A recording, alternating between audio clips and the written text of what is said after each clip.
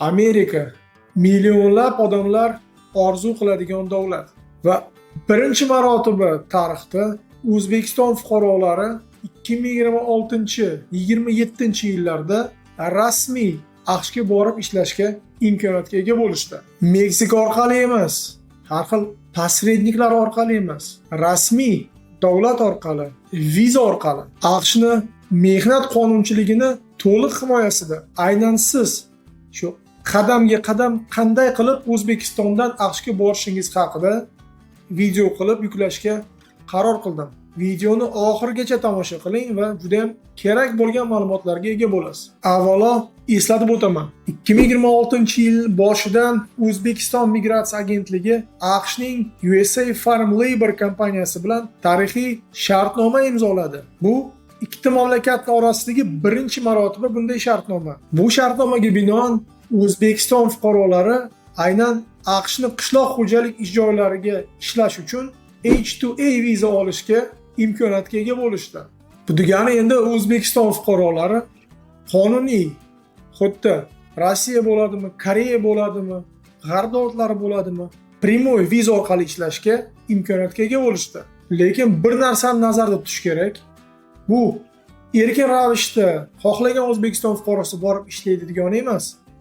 Degani siz O'zbekistonda turib, migratsiya agentligi orqali O'zbekiston fuqarosi bo'lib turib, AQShga borib ishlashga imkoniyatga egasiz.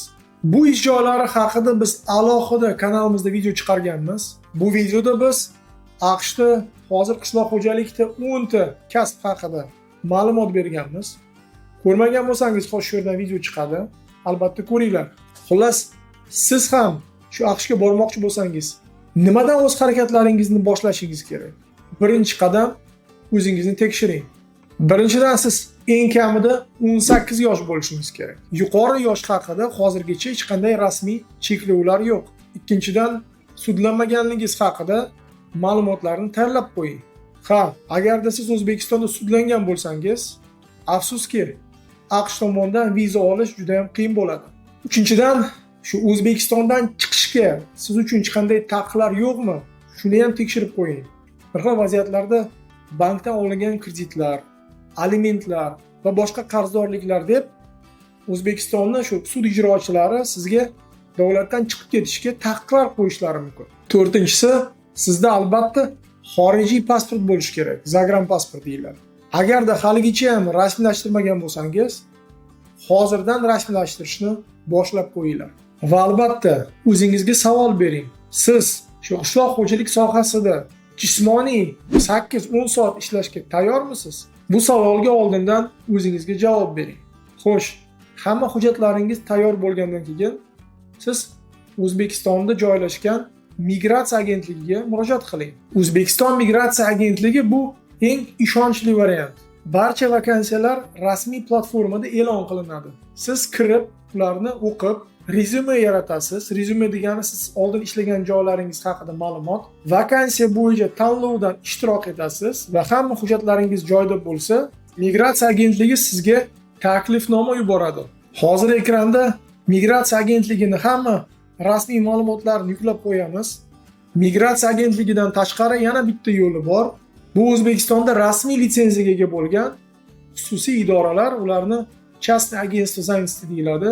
Bu rasmiy idoralarning ro'yxatini siz shu saytdan ko'rib olishingiz mumkin. Bu yerda siz idora haqida va uning litsenziyasi haqida ma'lumotlarga ega bo'lasiz.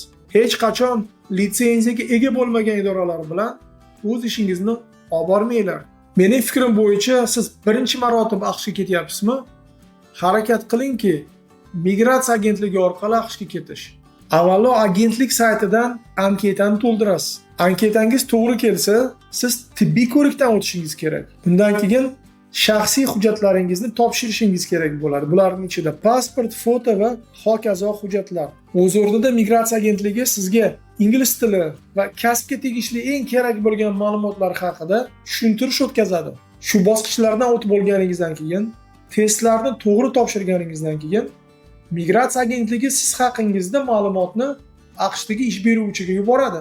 Va shuni tushunish kerakki, sizni ishga olish yoki olmaslikni oxirgi nuqta qo'yadigan idora bu migratsiya agentligi emas, balki AQShda joylashgan ish beruvchi. Hozirgi kunda jahon mehnat bozori aynan shunda ishlaydi. Mana xudo xolasa shu bosqichdan ham siz o'tib oldingiz. AQShdagi ish beruvchiga sizning hujjatlaringiz, rezyumelaringiz, tajribangiz yoqdi. Keyingi bosqich bu shartnoma imzolash. Tanlovdan o'tganingizdan keyin siz bilan chet elda mehnat faoliyati amalga oshirish bo'yicha xizmatlar ko'rsatish shartnomasi tuziladi. Shuni nazaringizda tutingki, bu shartnomada sizni ish beruvchingiz AQShdagi idora bo'lishi kerak va oyligingiz ham bu yerda yozilgan bo'lishi kerak. Eslatib o'taman, bundan oldin rasmiy ma'lumot bo'yicha AQShdagi ish beruvchi o'zbekistonlik ishchilarga yashash joylari bilan ta'minlab berish haqida gapirib o'tgan. Buni ham nazarimizda tutishimiz kerak. Shartnomani imzolaganingizdan keyin migratsiya agentligi sizga yana bir nechta muhim ma'lumotlarni yetkazib beradi. Bu xavfsizlik texnika qoidalari, ish beruvchi haqida batafsil ma'lumot, mehnatni muhofaza qilish yo'llari, til haqida alohida gapirib o'tamiz. Sizga B2 darajasi kerak emas, lekin asosiy so'zlarni siz tushunishingiz kerak. Bu degani shu ish beruvchi bilan qanday qilib salomlashish, asboblarni ingliz tilida qanday aytish, yordam so'rash, o'zingizni yomon his qilsangiz qanday qilib bu haqida ma'lumot yetkazib berish. Shunga o'xshagan bir oddiy so'zlarni siz shu bosqichda migratsiya agentligida o'rganishga imkoniyatga ega bo'lasiz. Xullas, keyingi muhim bosqich bu AQShning elchixonasida H2A degan vizani olish. Eslatib o'taman, AQSh hukumati aynan shu H2A vizalarni qishloq xo'jalikda ishlamoqchi bo'lgan chet el fuqarolariga rasmiylashtiradi.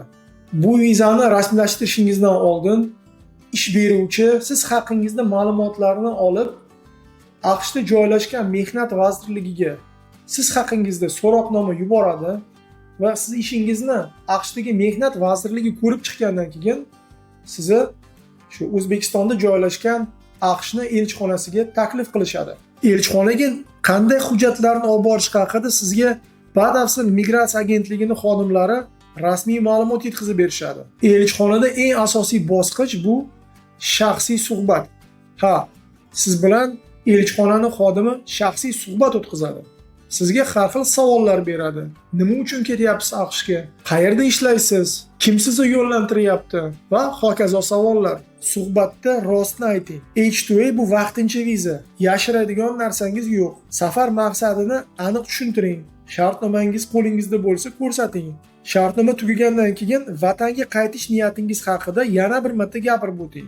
Siz AQShga borib, bu yerda ishlab qaytishga emas, balki borib qolib ketishga niyat qilayotganingizni aniqlasa yoki shubhalasa, sizga hamma hujjatlaringiz joyida bo'lsa ham AQShga kirishda отказ qilishi mumkin. Bu degani vizani ola olmaysiz. Shuning uchun yana bir marta aytib o'taman, faqat haqiqatni gapiringlar, hech qachon elchixona xodimini aldamanglar. Keyingi bosqichda siz o'zingizni moliyaviy tomondan tayyorlashingiz kerak. O'zbekiston qonunchiligi bo'yicha shu oxirgi 5-6 yil ichida chet elga chiqayotgan mehnat muhojirlari uchun bir nechta har xil yordam qiladigan tizimlar qo'llanmoqda. Tibbiy ko'rik, aviachiptalar va yana bir nechta xarajatlarni davlatdan subsidiya qilib qoplab olishingiz mumkin. Bunga tegishli ma'lumot haqida migratsiya agentligida siz batafsil ma'lumotlarga ega bo'lasiz. Mana tasavvur qilaylik, Xudoga shukr, AQShning H2A vizasiga ega bo'ldingiz. Qo'lingizga pasportingizni oldingiz. Keyingi bosqichda nima bo'ladi? Bu bosqichda bo'ldi ish bitdi desak bo'ladimi? Afsuski yo'q. Bizda yana bir bosqich bor. Bu AQShning bojxonasi degani chegarasi. Har yili millionlab chet el fuqarolar AQShga kelishmoqda. Qanday viza olganiga qaramasdan AQShga kirayotganda shu bojxona, granitsani xodimlari boshqatdan siz bilan suhbat qilish, hujjatlarni tekshirishga haqli. Bu joyda ham siz juda ham ogoh bo'lishingiz kerak va sizga berilayotgan savollarga to'g'rimi-to'g'ri javob qaytarish kerak. AQShning chegarasidan o'tib olganingizdan keyin sizni bu yerda ish beruvchi kutib oladi. Ish beruvchi sizni aeroportdan ish joyigacha olib borib qo'yish kerak. Va mana nihoyat ish joyingizga borganingizdan keyin AQShga keldim desangiz bo'ladi. Shuni nazaringizda tutingki, siz AQShga kelganingizdan keyin shartnomangizda belgilangan vazifalarni amalga oshirishingiz kerak. Bu yerda belgilangan muddatda yaxshi ishlasangiz, keyingi yil ham ish beruvchi aynan sizni O'zbekistondan olib kelishga harakat qiladi. Ha do'stlar, endi eng muhimi, hozirgi kunda shu AQShga odamlarni yuboradigan firibgar idoralar ko'payib ketgan. Ular odamlarga bo'lgan narsalarni va'da qilib, pullarini olib, natijada aldab ketishmoqda. Shuning uchun do'stlar, AQShga bormoqchimisiz? Primoy o'z hududingizda joylashgan migratsiya agentligiga boringlar. Oldingi videolarni kommentariyasida ko'rdim, yozdinglar, o'tib bo'lmaydi, tanish bilish hamma yo'q, ketish uchun pul so'rashyapti va hokazo ma'lumotlar. Do'stlar, shuni bilinglarki, sizlar O'zbekistonliklarsizlar, huquqlaringiz bor. Agarda sizga nisbatan qonun buzilayotgan bo'lsa, borib prokuraturaga, Ichki ishlar vazirligiga rasmiy ma'lumot beringlar. Shunday men keldim, mendan shartnoma olishmadi, pul talab qilishdi deb, bunday poraxo'rlarga, odamlardan pul qilayotganlarga nisbatan chora ko'rilishi kerak. Amerika, AQSh bu yaxshi davlat. Bu yerga kelib ishlash hammaga emas. Agarda siz kelib ishlamoqchi bo'lsangiz, to'g'ri yo'l bilan yuringlar.